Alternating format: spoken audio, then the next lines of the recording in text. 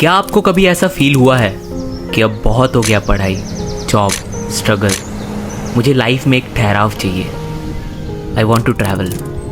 भाग जाऊँ इन किताबों के बाइंडिंग से दूर, या फिर जहाँ कोई 9 to 5 ना हो, जहाँ दूर दूर तक कोई टीचर या मैनेजर ना हो, बस हो तो आप, आपका कोई साथी, पहाड़ और नज़ारे। डियर डायरी, मुझे आज भी वो दिन याद है जब हम केदारकंठा के ट्रैक पर गए थे। देहरादून से सांकरी तक और फिर वहाँ से केदारकंठा पीक तक का सफ़र शायद ही मैं भूल पाऊँगा।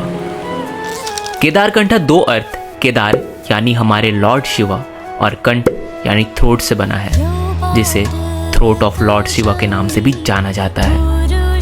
इस ट्रैक को करने के लिए हम देहरादून से शेयरिंग कैब लेते हैं, जो हमें लगभग 700 रुपये पर पर्सन में देहरादून रेलवे स्टेशन से सांकरी तक लेके जाती है। लगभग 200 किलोमीटर के इस सफ़र में गाड़ी हमें बहुत सारे छोटे टाउन्स जैसे मसौरी, नौगांव, पुरोला को क्रॉस करती है और हम वहाँ के कुछ लोकल लोगों से भी मिलते हैं ऑन द वे। ये आपकी वाइफ, यहाँ पे घर है आपका।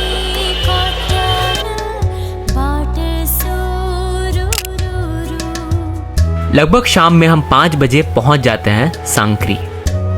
सांकरी उत्तराखंड उत्तरकाशी में बसा एक छोटा सा टाउन है, जहां से कई सारे फेमस ट्रैक्स की शुरुआत भी होती है, जिनमें से हरकी-दून और केदारकंठा ट्रैक यहां का सबसे फेमस ट्रैक है। सांकरी के होम स्टे से हमें वहाँ का एक स्टाफ पिक करने आता है, जो हमें बताता है कि प्रेडिक्शन के हिसाब से 2 दिन में बहुत बर्फ गिरने वाली है, सो हम समिट की उम्मीद ना ही रखें तो बेहतर है।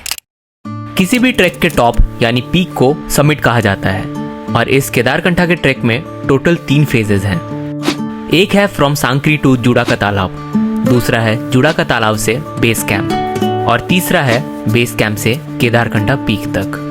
डे 1 के स्टायरिंग जर्नी को करके हम ऑलरेडी एग्जॉस्टेड हो गए थे, तो हम डिनर करके उस रात रेस्ट लेते हैं। रात में वहाँ के एक इंस्ट्रक्टर ने हमें इस ट्रैक की ब्रीफिंग दी और हमारे गाइड से भी मिलवाया, जो हमारे साथ अगले 2 दिन तक रहने वाले हैं। डे 2 में हम मॉर्निंग ब्रेकफास्ट और गर्म पानी फ्लास्क में भरकर निकल पड़ते हैं फेज 1 की ओर, फ्रॉम सांकरी टू जुड़ा का तालाब। By the way, these are the things you should carry if you are doing this track. As हमारा होम स्टे सांकरी के मेन टाउन से थोड़ा ऊपर था और यहाँ एक शॉर्टकट भी जाती है, जो इस ट्रैक को अराउंड 1 किलोमीटर शॉर्ट कर देगी, ऐसा हमारे गाइड ने बोला। हमारी ग्रुप मैगी पॉइंट पर आकर रुक जाती है और ये हमारा पहला रेस्टिंग पॉइंट भी होने वाला है, जहां हमने पहाड़ों वाली मैगी के साथ चाय का आनंद लिया, वो भी बेहतरीन नज़ारों के साथ। आगे बढ़ते हुए हमें कुछ प्यारे बच्चे मिलते हैं। मैं तो इनके लिए चॉकलेट लाना भूल गई, लेकिन आप जब भी आओ इनके लिए चॉकलेट जरूर लेके आना। Life is tough but life is beautiful here in mountains. ये तो फील हो ही रहा था, लेकिन इसकी टफनेस हमें आगे पता चलने वाली थी।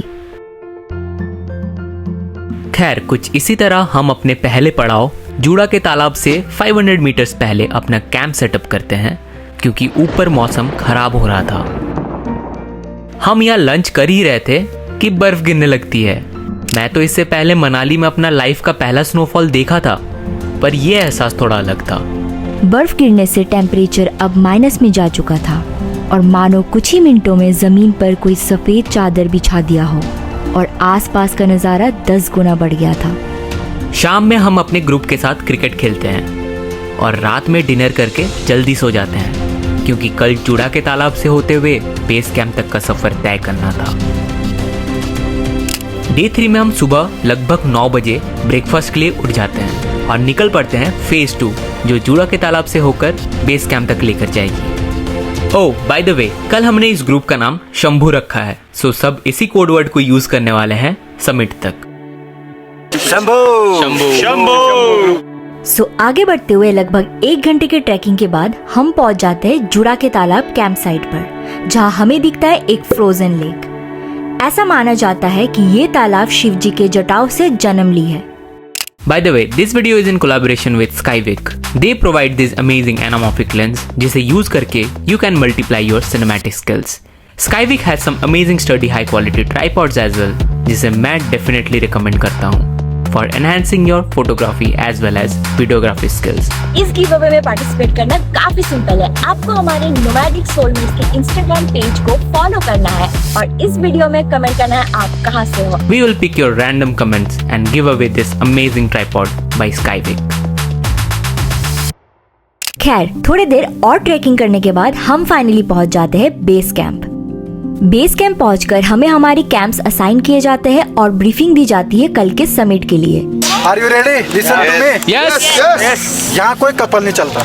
बेस कैंप में हमें दाल चावल दिया जाता है जिसे हम इस बेहतरीन नज़ारे के साथ बड़े स्वाद से खाते हैं। खैर, पहाड़ों में कुछ ऐसे टेंट्स यूज किए जाते हैं टॉयलेट्स जाने के लिए। शाम होते ही नज़ारा खूबसूरत और वेदर खराब होने लगता है जिससे हमारी समिट की उम्मीद फिर से खत्म होने लगती है।